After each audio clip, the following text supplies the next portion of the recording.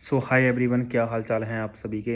ये special video होने वाली है उन एस्पिरेंट्स के लिए जिनका अभी आईबीपीएस पीओ का इंटरव्यू आया हुआ है। ठीक है, 2023 में भी 23 में मैंने भी ये इंटरव्यू दिया था। ठीक है, तो जो मेरा एक्सपीरियंस रहा, जो मुझसे उन्होंने क्वेश्चन पूछे और मैंने उनके क्या क्या जवाब दिए, किस तरीके का प्रेशर आपको इंटरव्यू में आ सकता है, वो जो मेरा सारा एक्सपीरियंस था मैं आपको इस वीडियो में बताने की कोशिश करूँगा। ठीक है, पहले तो मैं अपने बारे में बता दूं कि भाई मेरा नाम जसबीर सिंह है और मैं बैंक ऑफ महाराष्ट्र में एज अ पीओ अभी वर्क कर रहा हूं। ठीक है, अभी जो आने वाली 2026 की जून है, इसमें मेरा प्रोबेशन कंप्लीट हो जाएगा 2 साल का। ठीक है, 2023 में एग्ज़ाम दिया था, फेब 2024 में इंटरव्यू हुआ था। ठीक है, और जून 2024 में हमारी ज्वाइनिंग हो चुकी थी। मेरा चंडीगढ़ में इंटरव्यू था। ठीक है, सेक्टर 17 जो बैंक स्केयर है, पीएनबी की बिल्डिंग में इंटरव्यू था। ठीक है, तो क्या हुआ, जैसे 22 फरवरी 2024 को इंटरव्यू था हमारा, तो हम 8:30 बजे का उन्होंने टाइम दे रखा था, 8:30 बजे वहाँ पहुँच गए थे। ठीक है, तो मेरा मेरा मेरा नंबर लेट ही आया, लगा लो 12 के आसपास मेरा नंबर आया था इंटरव्यू का। ठीक है, उससे पहले आपकी डॉक्यूमेंट वेरिफिकेशन, अटेंडेंस वगैरह सारे डॉक्यूमेंट चेक होते हैं। ठीक है, आपको एक जगह बिठाया जाता है, वह पैनल नंबर लिखे होते हैं, उसी हिसाब से आप वहाँ बैठोगे। वो सारी मैंने दो वीडियो मैंने पहले इस चैनल पर डाली हुई हैं, आप देखना दोनों जाके, उसमें बहुत अच्छे से सारी चीज़ें एक्सप्लेन कर रखी हैं। ठीक है, बट एक बार फिर से सारी चीज़ें दोबारा बता देता हूँ, ताकि जिनका अभी 2-4 दिन में आने वाले कुछ दिनों में इंटरव्यू है उनको थोड़ी सी हेल्प हो जाए। ठीक है, तो जैसे ही मान लो मैं अंदर गया, ठीक है, इंटरव्यू पैनल जो था, मेरा जो रूम था, इंटरव्यू रूम था, उसके बाहर हम एक सोफ़ा लगा हुआ था, हम वहाँ पे बैठे थे।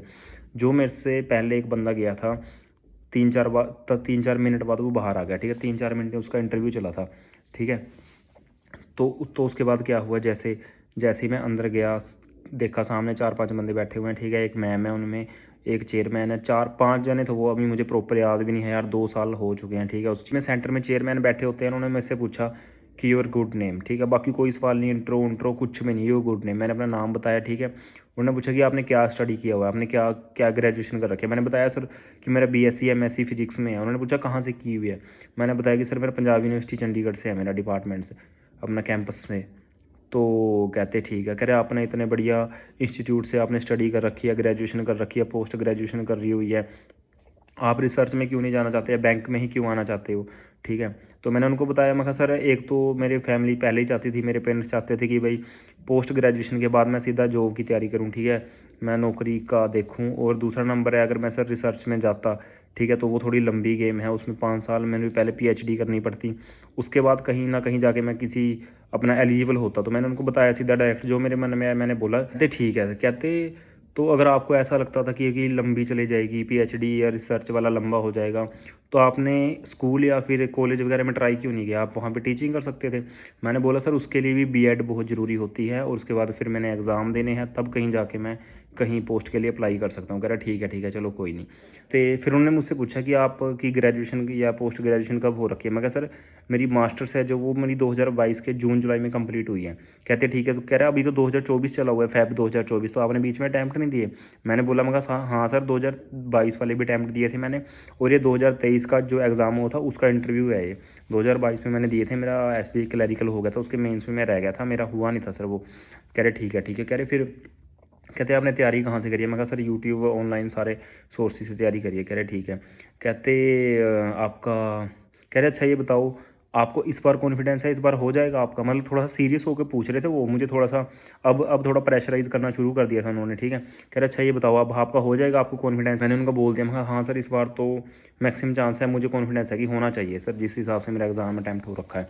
कहते अच्छा ठीक है, तो कितना अटैम्प्ट कर रखा है आपने। मैंने बता दिया, मैं कहा सर 85 या 90 मार्क्स के अराउंड मैंने अटैम्प्ट किया हुआ है। ठीक है, कहते अच्छा तो कितने कितने कितने का होता है। मैं कहा सर 200-250 मार्क्स का होता है पेपर, 200-250 पता नहीं कितने का होता है, मैं तो भूल भी गया यार अब। ठीक है, तो मैंने बता दिया उनको। तो कहते ठीक है। कह रहे अच्छा मुझे एक बात बताओ, कह रहे 200-250 नंबर का पेपर होता है, आप सिर्फ 80-85 या 90 नंबर का ही अटैम्प्ट कर पाए, इतना कम क्यों। मैं कहा सर जो बैंक का मेंस का एग्ज़ाम होता है वो सिलेक्टिव क्वेश्चंस की डिमांड करता है कि भाई तुम कुछ सिलेक्टिव क्वेश्चन ही करो। ठीक है, उसमें हमने देखना होता है कि ईजी कौन से हम कर कौन से सकते हैं, और बाकी को छोड़ना होता है। कह रहे अच्छा तो आप ये कहना चाहते हो कि आप डिफ़िकल्ट पार्ट को नहीं कर सकते, डिफ़िकल्ट काम को आप नहीं कर सकते, आप इजी की तरफ भागोगे। मैं कहा नहीं सर, मेरा कहने का वो मतलब नहीं है, बट हर एक एग्ज़ाम की अपनी एक स्पेसिफिक अपना पहचान होती है, वो कुछ डिमांड करता है एस्पिरेंट से कि आप ऐसी तैयारी करो तभी मैं क्लियर होऊंगा। ठीक है, तो मैंने उनको बोल दिया, मगर सर बैंक का जो मेंस एग्ज़ाम है वो भाई सेलेक्टिव क्वेश्चंस की डिमांड करता है कि आप सिलेक्टिव ही अटैम्प्ट करो। आपने कट ऑफ क्लियर करनी है और जॉब लेनी है। कह रहे अच्छा, फिर हंसने सी लग गए। और ये सारी बातें एक ही बंदा पूछ रहा है जो सेंटर में बैठा था, चेयरमैन सर होते हैं शायद बोर्ड के वो, ठीक है। बड़े मतलब अच्छे थे यार, उन्होंने बहुत अच्छे प्यार से बात करी, ठीक है। और पूरा इंटरव्यू हिंदी में चला, कोई दिक्कत नहीं ऐसी इंग्लिश की जनता सोचती है कि यार मुझे इंग्लिश बोलनी नहीं आती। उन्होंने मेरे से पहला क्वेश्चन ही यही पूछा था। उन्होंने पहले पूछा योर गुड नेम, मैंने बोला सर जसवीर सिंह। कहते अच्छा तो बताओ आपने क्या ग्रेजुएशन कर रखी है। हिंदी में पूछा तो मैंने हिंदी में जवाब देने शुरू कर दिया, ठीक है।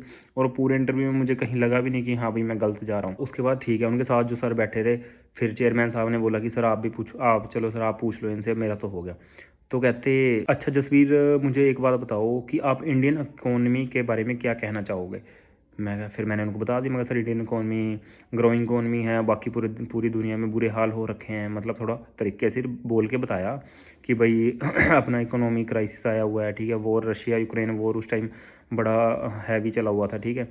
तो वो बता दिया थोड़ा सा बीच में, वो डाल दिया। मैं कहा फिर रेजिलियंट वर्ड यूज़ किया था मैंने वहाँ पे ना, मुझे याद है।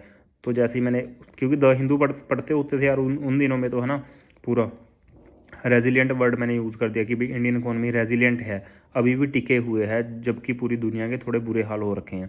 कह रहा अच्छा, मगर सर फिफ्थ इकोनॉमी है हमारी, फिफ्थ ग्रोइंग इकोनॉमी है। कह रहा अच्छा किस बेस पे आप बोल सकते हो।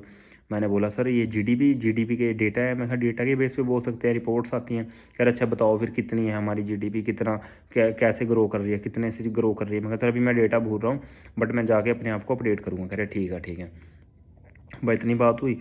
फिर एक और सर थे, उन्होंने मेरे से पूछा, कह रहे ठीक है जसबीर इन्फ्लेशन बताओ, इन्फ्लेशन क्या होता है। फिर मैंने उनको बता दिया, इन्फ्लेशन का बताया। कह रहे ठीक है।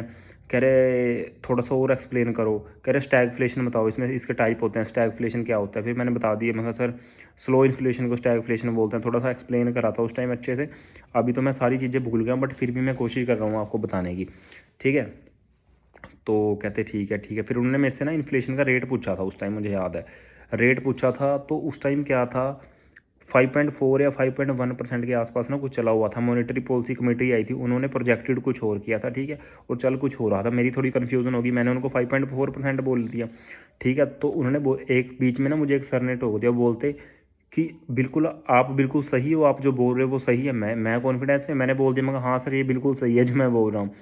फिर मुझे थोड़ा डाउट हुआ, मैंने बोला सर वैसे तो मैं बिल्कुल सही हूँ, बट मुझे अगर कन्फ्यूज़न होगी तो मैं जाके इसको चेक ज़रूर करूँगा। तो उन्होंने ना फिर उन्होंने मुझे टोका, कह रहे हमें हमें डाउट है कि आप सही हो या गलत हो। कह रहे आप जैसे आप यूट्यूब या गूगल से या कहीं से भी कुछ भी पढ़ रहे हो, कोई डेटा ग्रैस्प कर रहे हो, तो उसकी क्या ऑथेंटिसिटी है, ठीक है, कि वो सही होगा, वो गलत नहीं होगा। फिर मैंने उनको बोला, मैं कहा सर वैसे तो हर एक वेबसाइट, हर एक यूट्यूब चैनल या हर एक जो भी प्लेटफॉर्म है, उनकी अपनी एक रेपुटेशन होती है, वो कोई भी गलत चीज़ सामने नहीं रखना चाहते, है ना, एस्पिरेंट्स या लोगों के सामने नहीं पब्लिश करना चाहते। बट फिर भी अगर हम 2-3 जगह उसको वेरीफाई कर लें, क्रॉस चेक कर लें, तो ज़्यादा बेटर है। कह रहे हाँ मैं यही बात समझाना चाहता हूँ कि कुछ भी डेटा जब आप ग्रैस्प करो, कहीं से भी देखो, तो 3-4 जगह उसको एक बार वेरीफाई कर लो। मैं कहा हाँ सर वो तो काफ़ी सारी रिपोर्ट्स आती हैं डेटाज़ की, तो सारा वेरीफाई अपने आप ही हो जाता है, हम देखते ही हैं। मैं कहा सर, करें हाँ ठीक है। फिर हंसने लग गए। तो फिर उसके बाद ठीक है, फिर एक मैडम थी बैठी, जो मैडम सबसे पहले बैठी थी, वो 5 मेंबर थे, सबसे पहले मैडम ही बैठी थी। मैडम ने पूछा कि जसवीर मुझे बताओ बैंक का इंश्योरेंस एग्रीमेंट क्या होते हैं, आप जानते हो इसके बारे में। मैंने उनको बताया, मैं कहा हाँ मैम, बैंक के पास कस्टमर हैं, ठीक है, और इंश्योरेंस कंपनी के पास अपने प्रोडक्ट होते हैं, तो उन्होंने बेचने होते हैं, वो बैंक के थ्रू बेचते हैं। जो भी एग्रीमेंट होता है उसको बैंक का इंश्योरेंस एग्रीमेंट बोलते हैं, ठीक है। तो कहते हैं अच्छा तो इसमें फिर बैंक का क्या फ़ायदा है, बैंक को क्यों बेचने पड़ रहे हैं, बैंक का क्या फ़ायदा है इसमें। मैं कहा सर इसमें बैंक का कुछ अपना प्रॉफिट होता है, मैंने ऐसा बोला उस टाइम। मैं कहा इसमें बैंक का कुछ अपना प्रॉफिट होता है। फिर थोड़ा सा मैं मतलब हेजिटेट कर रहा था वहाँ पे कि एग्जैक्ट वर्ड क्या कहा। फिर एक सर ने ना बीच में टोका मुझे, कहा प्रॉफिट क्या होता है भाई मेरे, कमीशन होती है, कमीशन बैंक की सीधी सीधी कमीशन होती है, डायरेक्ट। कह रहा डायरेक्ट बोलो, डरना नहीं। मैं कहा हाँ सर कमीशन होती है। तो ये बात हुई बस। हाँ बीच में एक और सर थे, उन्होंने मेरे से ना यार 3 क्वेश्चन पूछे थे, ब्लैक मनी, इलीगल मनी और मनी लॉन्ड्रिंग, ठीक है।